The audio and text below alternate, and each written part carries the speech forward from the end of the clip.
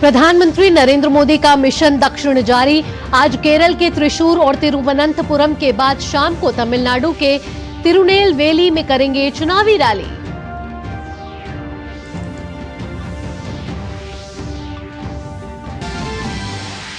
दमखम के साथ चुनावी रण में उतरे बीजेपी नेता। उत्तराखंड के मसूरी में जेपी नड्डा, त्रिपुरा, मणिपुर और राजस्थान में अमित शाह और जम्मू में राजनाथ सिंह भरेंगे हुंकार। मनसुख मांडविया पोरबंदर में भरेंगे नामांकन।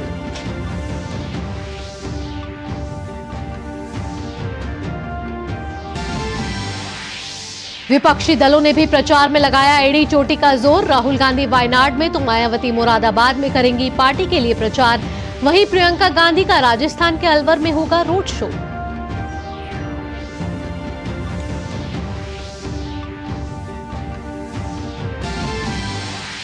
शराब नीति घोटाले मामले के आरोपी अरविंद केजरीवाल की न्यायिक हिरासत का आखिरी दिन। हाईकोर्ट में गिरफ्तारी की अर्जी खारिज करने के हाईकोर्ट के फैसले के खिलाफ आज सुप्रीम कोर्ट में होगी सुनवाई। सिसोदिया और के कविता की भी पेशी आज।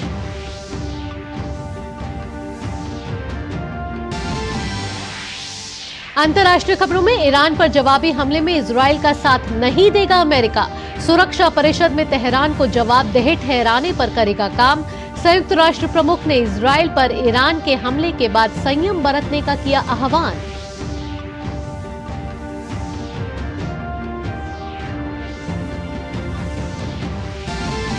और खेल की खबरों में आईपीएल में कल बेकार हो गया रोहित शर्मा का शतक। चेन्नई सुपर किंग्स के हाथों मुंबई इंडियंस को 20 रन से मिली हार। आज बेंगलुरु में सनराइजर्स हैदराबाद का रॉयल चैलेंजर्स बेंगलुरु से होगा मुकाबला। नमस्कार, टीडी न्यूज पर आप सभी का स्वागत है। मैं हूं आपके साथ भावना नैयर। बुलेटिन की शुरुआत करते हैं। सबसे पहले बात करते हैं 24 की चुनौती की।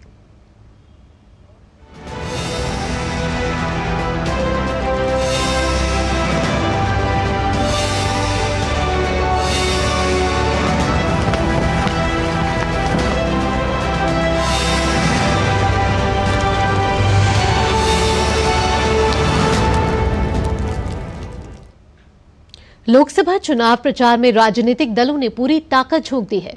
19 अप्रैल को पहले चरण का मतदान होगा। सभी दलों के नेता मतदाताओं को लुभाने में जी जान से जुटे हुए हैं। भाजपा के स्टार प्रचारक प्रधानमंत्री नरेंद्र मोदी एनडीए प्रत्याशियों के पक्ष में धुआंधार प्रचार कर रहे हैं। भाजपा के मिशन साउथ के तहत प्रधानमंत्री आज केरल और तमिलनाडु के चुनावी दौरे पर रहेंगे। प्रधानमंत्री आज सबसे पहले केरल के त्रिशूर सहित स्थित अलाथूर पहुंचेंगे। प्रधानमंत्री यहां अलाथूर और त्रिशूर लोकसभा सीटों में चुनाव लड़ रहे हैं। एनडीए कैंडिडेट टीएन सरासू और सुरेश गोपी के लिए चुनावी रैली करेंगे। इसके बाद प्रधानमंत्री तिरुवनंतपुरम जिले के अटिंगल पहुंचेंगे, जहां वो अटिंगल और तिरुवनंतपुरम निर्वाचन क्षेत्रों से चुनाव लड़ रहे 2 केंद्रीय मंत्रियों वी मुरलीधरन और राजीव चंद्रशेखर के समर्थन में जनसभा करेंगे। केरल की सभी 20 लोकसभा सीटों के लिए दूसरे चरण में 26 अप्रैल को वोटिंग होगी। केरल के बाद प्रधानमंत्री तमिलनाडु का रुख करेंगे। पीएम यहां शाम को तिरुनेलवेली में एक जनसभा को संबोधित करेंगे। तमिलनाडु की सभी 39 सीटों पर पहले चरण में 19 अप्रैल को मतदान होना है। लोकसभा चुनाव को लेकर सभी राजनीतिक पार्टियों का चुनाव प्रचार चरम पर है। भाजपा के राष्ट्रीय अध्यक्ष जेपी नड्डा आज उत्तराखंड के मसूरी में हुंकार भरेंगे। वो मसूरी के गांधी चौक पर विशाल जनसभा को संबोधित करेंगे, जिसको लेकर भाजपा कार्यकर्ताओं में जबरदस्त उत्साह देखने को मिल रहा है। इससे पहले भी जेपी नड्डा उत्तराखंड आ चुके हैं। उस समय उन्होंने पिथौरागढ़, हरिद्वार और विकासनगर में भाजपा प्रत्याशियों के पक्ष में जनसभाएं की थी। साथ ही हरिद्वार में रोड शो किया था। केंद्रीय गृह एवं सहकारिता मंत्री अमित शाह आज त्रिपुरा, मणिपुर और राजस्थान में चुनावी रैली करेंगे। अमित शाह सबसे पहले अगरतला के कुमार घाट में मतदाताओं को साधने का प्रयास करेंगे। वो त्रिपुरा पूर्व लोकसभा सीट पर चुनाव लड़ रही भाजपा उम्मीदवार कृति देवी देव बर्मन के हक में रैली करेंगे। दोपहर बाद अमित शाह इम्फाल में आंतरिक मणिपुर लोकसभा सीट पर मतदाताओं से वोट मांगेंगे। शाम को 6 बजे भाजपा नेता राजस्थान के जयपुर में भव्य रोड शो करेंगे, जिसमें आदर्श नगर, किशनपोल और हवा महल विधानसभा सीट को कवर किया जाएगा। रथ पर गृह मंत्री अमित शाह, मुख्यमंत्री भजन लाल शर्मा और पार्टी प्रत्याशी मंजू शर्मा मौजूद रहेंगी। भाजपा के स्टार प्रचारक रक्षा मंत्री राजनाथ सिंह आज जम्मू कश्मीर में चुनाव प्रचार करेंगे। राजनाथ सिंह जम्मू के कठुआ, उधमपुर, डोडा संसदीय क्षेत्र के बसहौली में चुनावी जनसभा को संबोधित करेंगे। इस सीट से मौजूदा सांसद और केंद्रीय मंत्री डॉक्टर जितेंद्र सिंह को भाजपा ने लगातार तीसरी बार चुनावी मैदान में उतारा है। बढ़ते अब अगली खबर की ओर। जम्मू कश्मीर का उधमपुर लोकसभा निर्वाचन क्षेत्र देश की चुनावी राजनीति में महत्वपूर्ण स्थान रखता है। परिसीमन के बाद यहां का चुनाव और रोचक हो गया है। भाजपा की ओर से 2 बार से सांसद केंद्रीय मंत्री डॉक्टर जितेंद्र सिंह एक बार फिर से चुनावी मैदान में हैं, तो वहीं कांग्रेस ने चौधरी लाल सिंह को मैदान में उतारा है, जो कांग्रेस से भाजपा और फिर वापस कांग्रेस में आ गए हैं।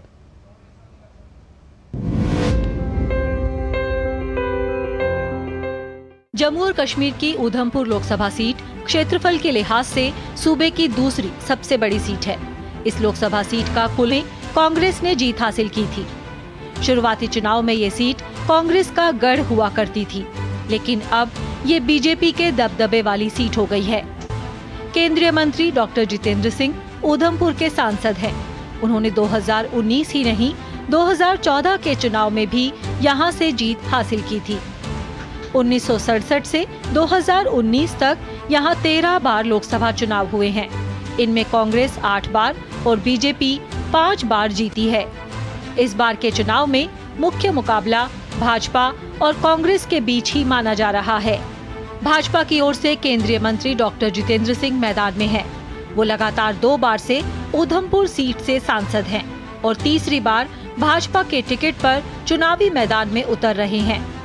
वहीं कांग्रेस की ओर से चौधरी लाल सिंह को मैदान में उतारा गया है। वे 2004 और 2009 में इसी सीट से 2 बार लोकसभा चुनाव जीत चुके हैं और 3 बार विधायक भी रह चुके हैं। लाल सिंह 2014 में कांग्रेस से भाजपा में चले गए थे और जम्मू कश्मीर में पिछली पीडीपी भाजपा सरकार में मंत्री भी थे। लाल सिंह एक बार फिर इस क्षेत्र से कांग्रेस प्रत्याशी हैं।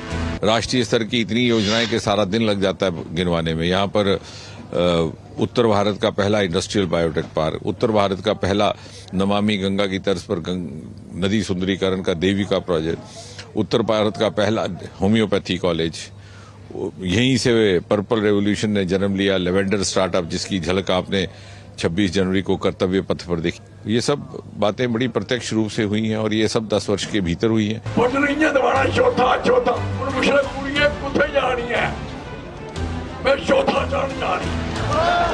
साड़ी लड़ाई लगातार रोग और अपनी स्टेट की और अपने इलाके की। उधमपुर संसदीय सीट पर राष्ट्रीय पार्टियों कांग्रेस और बीजेपी का दबदबा दशकों से बरकरार है और नेशनल कॉन्फ्रेंस, पीडीपी और पैंथर्स पार्टी जैसी स्थानीय पार्टियां एक बार भी यह सीट जीतने में नाकाम रही हैं। यह सीट मतदाताओं के लिहाज से भी काफी अहम मानी जाती है। उधमपुर संसदीय क्षेत्र में इस बार कुल 16,23,195 लोग मतदान करेंगे। इनमें 8,45,283 पुरुष, 7,77,899 महिला और 13 थर्ड जेंडर मतदाता शामिल हैं। इनमें 18 से 19 वर्ष के 84,468 और 80 वर्ष से ऊपर के 25,637 मतदाता हैं। वहीं इस चुनाव में 23,637 दिव्यांग वोटर भी अपने मत का इस्तेमाल करेंगे। इस बार उधमपुर संसदीय क्षेत्र से चुनावी रण में 12 उम्मीदवार चुनाव लड़ रहे हैं।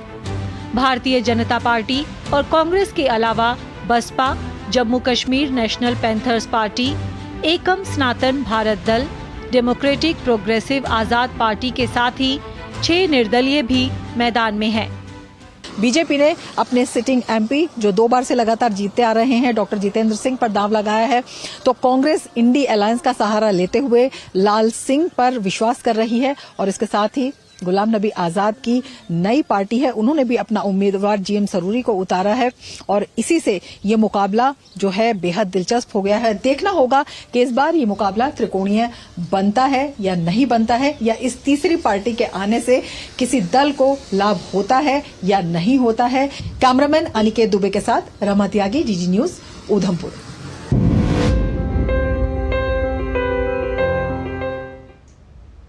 बुलेटिन में आगे बढ़ते हैं। केंद्रीय स्वास्थ्य मंत्री मनसुख मांडविया आज गुजरात की पोरबंदर सीट से पर्चा भरेंगे। इस सीट पर तीसरे चरण में 7 मई को वोटिंग होगी। पोरबंदर लोकसभा सीट पोरबंदर, राजकोट और जूनागढ़ के इलाकों से मिलकर बनी हुई है। यहां पाटीदार मतों का बोलबाला है। इस सीट को भाजपा का गढ़ माना जाता है। यहां 1991 से लगातार भाजपा जीतती आ रही है। सिर्फ 2009 में ही यहां से कांग्रेस उम्मीदवार विट्ठल रादड़िया जीत पाए थे, लेकिन 2013 में वह भी भाजपा में शामिल हो गए थे। कांग्रेस पार्टी के नेता राहुल गांधी आज से केरल के दौरे पर रहेंगे। आज पहले दिन में वो राहुल गांधी संसदीय क्षेत्र वायनाड में चुनावी रैली करेंगे। फिर शाम को उत्तर कोझिकोड जिले के यूनाइटेड डेमोक्रेटिक फ्रंट की रैली में मतदाताओं को संबोधित करेंगे। कल 16 तारीख को भी वायनाड में पार्टी के कई कार्यक्रम में वे शामिल होंगे और चुनाव प्रचार करेंगे। राहुल ने अभी इस महीने की शुरुआत में 3 अप्रैल को वायनाड से नॉमिनेशन दाखिल किया था और एक रोड शो भी निकाला था।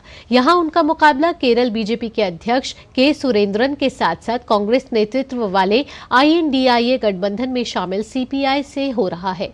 CPI से यहां डी राजा की पत्नी एनी राजा को मैदान में उतारा गया है।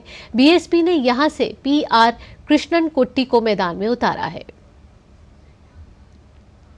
कांग्रेस ने भी प्रचार में पूरी ताकत झोंक दी है। कांग्रेस प्रत्याशियों के समर्थन में पार्टी के राष्ट्रीय नेता अब एक के बाद एक लगातार देश भर में दौरे कर रहे हैं। कांग्रेस महासचिव और स्टार प्रचारक प्रियंका गांधी वाड्रा आज फिर राजस्थान के दौरे पर रहेंगी। प्रियंका आज अलवर में कांग्रेस प्रत्याशी ललित यादव के समर्थन में एक रोड शो करेंगे। ललित यादव के सामने भाजपा ने केंद्रीय मंत्री भूपेंद्र यादव को प्रत्याशी बनाया है। इसके बाद प्रियंका गांधी दौसा में कांग्रेस उम्मीदवार मुरारी लाल मीणा के समर्थन में विशाल रैली को संबोधित करेंगी। लोकसभा चुनावों की रणभेरी के बीच मारवाड़ की जोधपुर लोकसभा सीट सबसे हॉट सीट बनी हुई है। इस सीट पर कांग्रेस ने करण सिंह उचियारड़ा को चुनावी मैदान में उतारा है। जोधपुर के पोखरण विधानसभा में चुनाव प्रचार के दौरान हमारे संवाददाता OP यादव ने बात की करण सिंह उचियारड़ा से। मारवाड़ संसदीय क्षेत्र में जोधपुर लोकसभा की सीट देश भर में चर्चित है।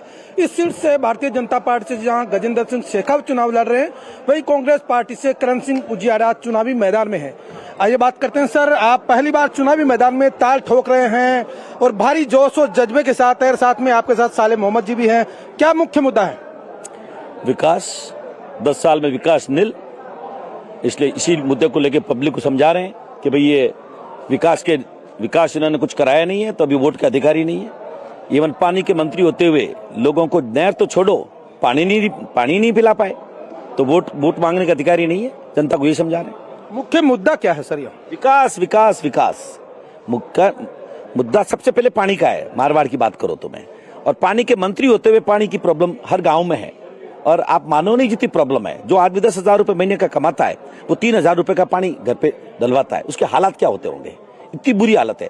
आपने सामाजिक सेवा में लगातार काम किया है, अब राजनीतिक सेवा में आप आजमा रहे हैं अपने आप को। अगर आपको जनता जिता देती है तो क्या फिर अगली बार फिर आप चुनाव लड़ेंगे? वो तो जनता जनार्दन पे निर्भर करेगा।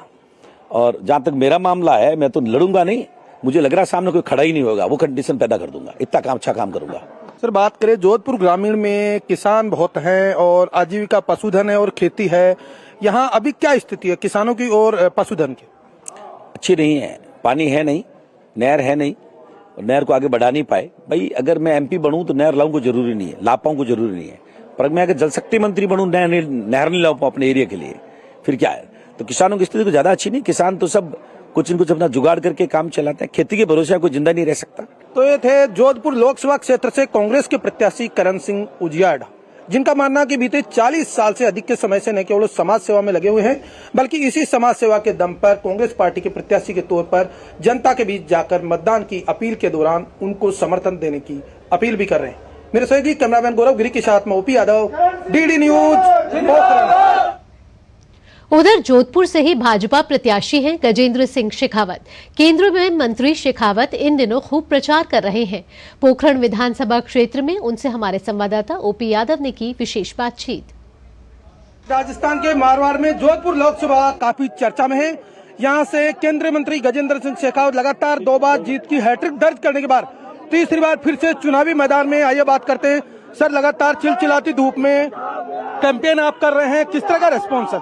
पूरे देश में जिस तरह से मोदी को तीसरी बार प्रधानमंत्री बनाने का उत्साहपूर्ण वातावरण है, ठीक उसी तरह का उत्साहपूर्ण माहौल आज यहाँ पोखरण में भी और जोधपुर लोकसभा क्षेत्र में भी है। बीते 10 साल में आपने विकास के कई काम किए, अब आप क्षेत्र में जा रहे हैं तो वो दिखाई भी दे रहे हैं, तो किस तरह का रेस्पॉन्स लग रहा है? देखिए, वो आप एक बार मुझे लगता है कि इस विषय में मैं अगर खुद बात करूंगा वो उचित नहीं होगा। लोग संतुष्ट हैं, लोग अत्यंत सहृदयता के साथ में धन्यवाद भी ज्ञापित करते हैं, लेकिन विकास एक सतत प्रक्रिया है। आगे भी इसी तरह से अनेक काम अभी होने बाकी हैं जिन पर हम आगे जाके काम करेंगे। हर बार जब आप चुनाव लड़ते हैं प्रत्याशी बदलते जाते हैं, 2 बार प्रत्याशी बदले, अब तीसरी बार भी बदला, इसकी वजह क्या है? मैं तो इतना कह सकता हूं कि चौथी बार भी बदलेगा, एक नया प्रत्याशी होगा। तो ये थे केंद्रीय मंत्री गजेंद्र सिंह शेखावत, जिनका मानना है कि जोधपुर लोकसभा क्षेत्र में उन्होंने बीते 10 साल में जो विकास के कार्य किए हैं उनकी बदौलत न केवल वो जनता के बीच जा रहे हैं बल्कि तीसरी बार भारी बहुमत से जीत को लेकर पूरी तरह आश्वस्त भी है। मेरे से कैमरामैन गौरव गिरी के साथ मैं OP Yadav, DD news, Pokhran, Jodhpur. 2024 के लोकसभा चुनाव के पहले चरण के मतदान में अब कुछ ही समय बचा है। सत्ता पक्ष के साथ साथ विपक्ष भी मतदाताओं को लुभाने का भरसक प्रयास कर रहा है। बसपा सुप्रीमो और उत्तर प्रदेश की पूर्व मुख्यमंत्री मायावती भी चुनावी रण में उतर गई हैं। वो आज मुरादाबाद में पार्टी उम्मीदवार के लिए वोट मांगेंगे। मुरादाबाद लोकसभा सीट पर पहले चरण में 19 अप्रैल को मतदान होना है। बात करें अगर अब समाजवादी पार्टी की, तो यहां से बदायूं में तीसरी बार अपने प्रत्याशी को बदल दिया गया है। समाजवादी पार्टी ने सुल्तानपुर संसदीय क्षेत्र से भी उम्मीदवार को बदलते हुए पार्टी ने नए नाम पर दांव लगाया है। बदायूं में अब पूर्व कैबिनेट मंत्री शिवपाल सिंह यादव के बेटे आदित्य यादव को मैदान में उतारा गया है। शिवपाल यादव की शुरू से ही चुनाव लड़ने की इच्छा नहीं थी। वहीं सुल्तानपुर से बीजेपी की मेनका गांधी के खिलाफ भीम निषाद की जगह राम भुआल निषाद पर भरोसा जताया गया है। निषाद ने साल 2022 का विधानसभा चुनाव रुद्रपुर विधानसभा सीट से लड़ा कर हार गए थे। कांग्रेस ने लोकसभा चुनाव के लिए उम्मीदवारों की एक और सूची जारी कर दी है। इस सूची में कांग्रेस ने 10 उम्मीदवारों के नामों की घोषणा की है। इसमें दिल्ली की 3 सीट, पंजाब की 6 सीट और उत्तर प्रदेश की 1 सीट से उम्मीदवारों के नामों की घोषणा की गई है। कांग्रेस ने चांदनी चौक से जेपी अग्रवाल, उत्तर पूर्वी दिल्ली से कन्हैया कुमार, उत्तर पश्चिम दिल्ली से उदित राज, अमृतसर से गुरजीत सिंह औजला, जालंधर से चरणजीत सिंह चन्नी, फतेहगढ़ साहिब से अमर सिंह, भटिंडा से जीत मोहिंदर सिंह सिद्धू, संगरूर से सुखपाल सिंह खैरा, पटियाला से डॉक्टर धर्मवीर गांधी और इलाहाबाद से उज्जवल रेवती रमन सिंह को उम्मीदवार बनाया गया है। नारों के जिक्र के बिना भारतीय चुनाव की चर्चा अधूरी सी लगती है। चुनावी फिजा और उत्साह को बढ़ाने में नारों की भूमिका बहुत अहम होती है। इतनी अहम कि नारों के बिना भारतीय राजनीति और चुनाव की कल्पना तक बेमानी है। नारे न सिर्फ समर्थकों में जोश भरते हैं बल्कि मुद्दों को चुनाव में स्थापित करने के लिए भी एक महत्वपूर्ण भूमिका निभाते हैं। ऐसे में दिल्ली के लोगों पर नारों का कितना असर है, आइए जानते हैं इस रिपोर्ट के जरिए। लोकसभा चुनाव को लेकर चुनावी प्रचार जारी है। ऐसे में अलग अलग राजनीतिक पार्टियां अलग अलग नारों का इस्तेमाल कर रही हैं। चुनावी नारों को लेकर लोगों में खासा क्रेज देखने को मिलता है, क्योंकि कई बार ये चुनावी नारे लंबे लंबे भाषणों पर हावी साबित होती है। ऐसे में राजधानी दिल्ली के लोगों पर इसका क्या असर है, लोग चुनावी नारे के बारे में क्या सोचते हैं, आइए जानते हैं यहाँ के लोगों से। अभी तो मोदी का ही चल रहा है, अब की बार मोदी सरकार और सबका साथ सबका विकास, यही सब चलते आ रहा है। और दूसरी राजनीतिक पार्टियों का कोई नारा? उनका तो याद भी नहीं रहता। आजकल तो चल रहा है अब की बार मोदी सरकार 400 पार, मोस्टली आजकल तो यही फेमस है कि 400 पार। विपक्षी का तो खैर याद नहीं है, उनके तो पता नहीं, नेता ही याद नहीं आ रहे। ये जो चुनावी नारे होते हैं लोगों पर कितना असर डाल पाते हैं? मोस्टली लोगों को ज्यादातर नारे याद रह जाते हैं, क्योंकि गरीबों का हाथ कांग्रेस हाथ पहले जो था, तो आज भी लोगों को इतना पुराना नारा याद है, तो लोगों के दिमाग में छाप छोड़ता वो नारे ही होते हैं। लोगों को चुनाव के नारे याद रह जाते हैं, वादे क्या किए ये पता नहीं होता कि क्या वादे किए, क्योंकि मैनिफेस्टो इसको याद ही नहीं रहता, इतने लंबे लंबे मैनिफेस्टो होते हैं। देखिए, अगर चुनाव में नारों का ब्रांड एम्बेसडर किसी को कहा जाए तो वो कहा जाना चाहिए इंदिरा गांधी को। इंदिरा गांधी कहती थी गरीबी हटाओ, गरीबी हटाओ, उसने गरीबी को हटा डाला।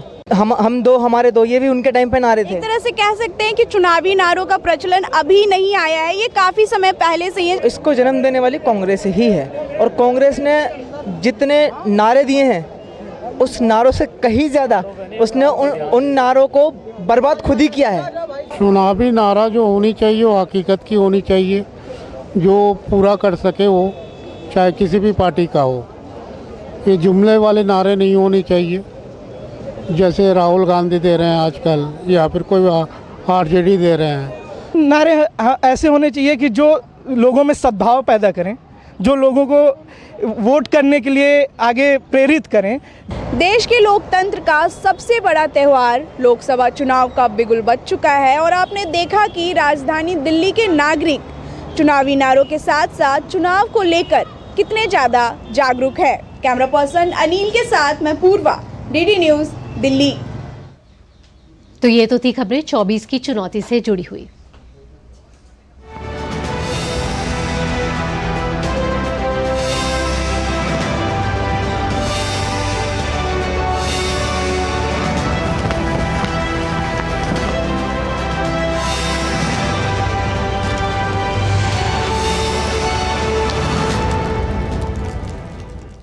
आइए अन्य महत्वपूर्ण खबरों का रुख कर लेते हैं। सुप्रीम कोर्ट में आज दिल्ली के मुख्यमंत्री अरविंद केजरीवाल की उस याचिका पर सुनवाई होगी जिसमें उन्होंने दिल्ली हाईकोर्ट के फैसले को चुनौती दी है। दरअसल हाईकोर्ट ने ईडी की गिरफ्तारी के खिलाफ उनकी अर्जी को खारिज कर दिया। केजरीवाल को दिल्ली आबकारी नीति घोटाले से जुड़े मनी लॉन्ड्रिंग केस में वे आरोपी हैं और पीएमएलए कोर्ट ने उन्हें 15 अप्रैल तक न्यायिक हिरासत में भेजा था। लिहाजा आज ईडी की ओर से राउज एवेन्यू की विशेष अदालत में पेश किया जाएगा। केजरीवाल ने सुप्रीम कोर्ट में न सिर्फ हाईकोर्ट के उस फैसले को चुनौती दी है बल्कि आम चुनाव प्रचार में हिस्सा लेने के लिए जल्द रिहाई की मांग भी की है। सवाल है कि क्या एक के बाद एक कई झटकों के बाद केजरीवाल को आज सुप्रीम कोर्ट से राहत मिलेगी। उन्हें ईडी ने 21 मार्च को गिरफ्तार किया था। वहीं दिल्ली आबकारी घोटाला मामले में गिरफ्तार बीआरएस नेता के कविता को भी आज कोर्ट में पेश किया जाएगा। के कविता की सीबीआई रिमांड आज खत्म हो रही है। तिहाड़ जेल में बंद के कविता को ईडी के बाद सीबीआई ने हिरासत में लिया था। वहीं अन्य आरोपी मनीष सिसोदिया के नियमित जमानत अर्जी पर भी आज सुनवाई होगी। हालांकि सिसोदिया ने अंतरिम जमानत के लिए भी अर्जी लगा रखी है और उस पर 20 अप्रैल को सुनवाई की जाएगी। सिसोदिया ने अदालत के सामने ये दलील दी है कि उन्हें लोकसभा चुनाव के मद्देनजर अपनी पार्टी का प्रचार करना है। हिमाचल प्रदेश आज अपना स्थापना दिवस मना रहा है। 15 अप्रैल 1948 में पंजाब और शिमला के 30 पहाड़ी राज्यों के विलय के बाद अस्तित्व में आए हिमाचल प्रदेश ने अब तक कई मुकाम छुए हैं। 25 जनवरी 1971 को इस प्रदेश को पूर्ण राज्य का दर्जा दिया गया था। शून्य से शुरुआत करने वाला हिमाचल आज हर क्षेत्र में आगे है। पवित्र श्री अमरनाथ यात्रा जाने के इच्छुक श्रद्धालुओं के लिए पंजीकरण प्रक्रिया आज से शुरू हो रही है। यात्रा के पंजीकरण के लिए स्वास्थ्य प्रमाण पत्र जरूरी है।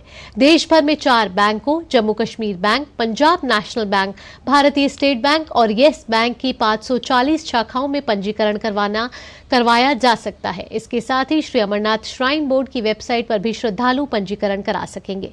29 जून से शुरू हो रही अमरनाथ यात्रा 19 अगस्त को संपन्न होगी। राजस्थान के फतेहपुर में कल भीषण सड़क हादसा हो गया। तेज रफ्तार कार चूरू सालासर हाईवे पर ट्रक में पीछे से जाकर घुस गई। एक्सीडेंट के बाद कार और ट्रक में आग लग गई जिसके कारण 2 बच्चे 3 महिलाएं सहित 7 लोग जिंदा जल गए। दर्दनाक हादसा सीकर के फतेहपुर में रविवार दोपहर को हुआ। पुलिस के मुताबिक कार में गैस किट लगी हुई थी और ट्रक में मेडिकल कॉटन भरी हुई थी। इसी के साथ इस बुलेटिन में इतना ही। अगला कार्यक्रम आप देखेंगे नया सवेरा। फिलहाल के लिए मुझे दीजिए अनुमति। नमस्कार।